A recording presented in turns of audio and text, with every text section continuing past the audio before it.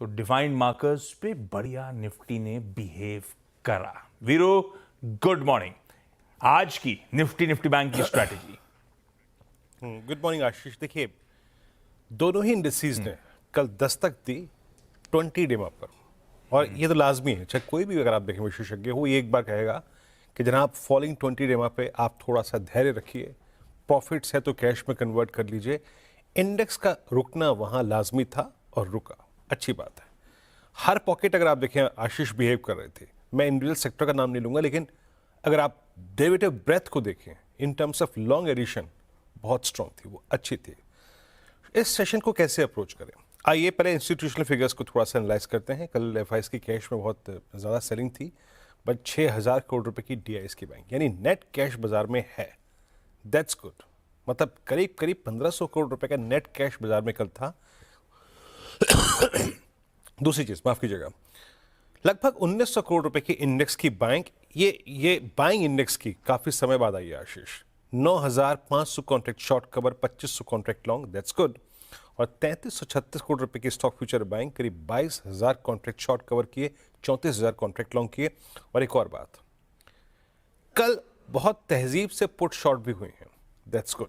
यानी कल के लो को आप थोड़ा सा रिस्पेक्ट दे सकते हैं।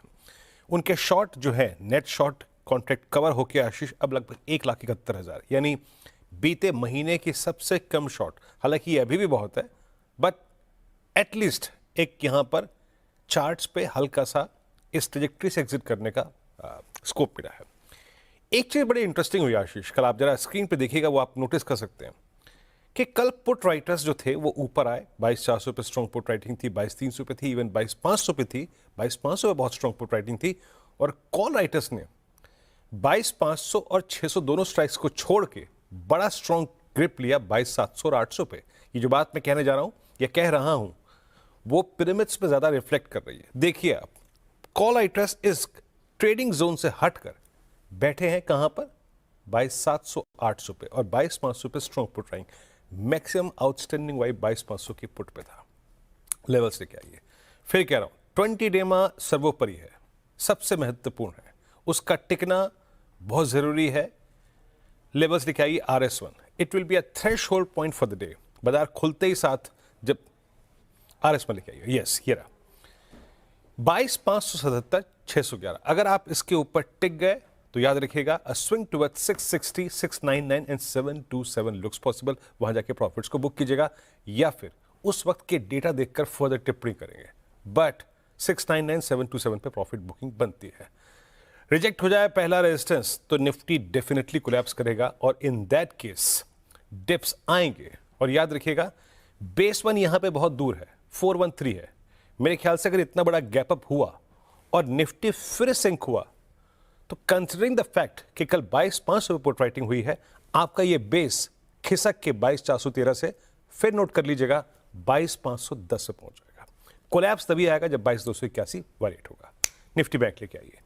शानदार मूव था कल। आईसीआईसीआई बैंक ने लीडरशिप ली, Kotak Mahindra bank on the verge of strong breakout. ये दो क्रिटिकल स्टॉक फ्यूचर है, और एचडीएफसी बैंक में भी कल शॉर्ट कवरिंग देखी गई।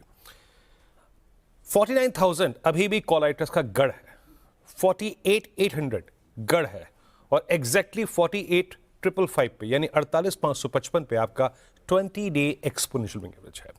लेवल्स लेके आइए। पिछले 10 दिन ने यह प्रूव किया है कि buying dip towards base one, आपके पुट राइटर के क्लस्टर को जब आप बाय करते हैं तो स्ट्रॉन्ग प्रॉफिट मिलता है। लेकिन आज बात थ्रेशहोल्ड पॉइंट की है, याद रखिएगा। फिर लिखा ये रेजिस्टेंस प्लीज।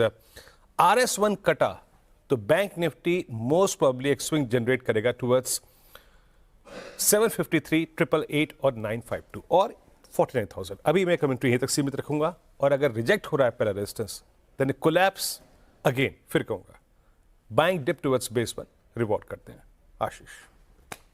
बहुत बढ़िया। ये है निफ्टी बैंक की स्ट्रैटेजी, और अब जोड़ देता हूं इसमें बढ़िया से चार्ट्स का तड़का, यानी कि स्टॉक स्पेसिफिक आइडिया।